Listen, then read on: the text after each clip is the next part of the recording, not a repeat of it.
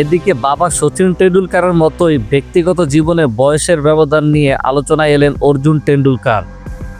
সদ্য বাগদান সেরেছেন তিনি থানিয়া চন্দকের সঙ্গে, যিনি বয়সে অর্জুনের থেকে 1 বছর 3 মাস বড়। গত 13 আগস্ট অর্জুন সানিয়ার বাগদানের খবর প্রকাশ্যে আসে।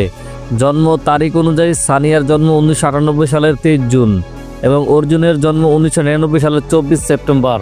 অর্থাৎ বর্তমানে সানিয়ার বয়স 26 আর অর্জুনের বয়স 25। এই বয়সের ব্যবধান হলেও সম্পর্কে তা কোনো প্রভাব ফেলছে না বলেই মনে করছেন অনেকে। ঘটনাচক্রে সচিন টেন্ডুলকার নিজেও বয়সে বড় নারীকে বিয়ে করেছিলেন।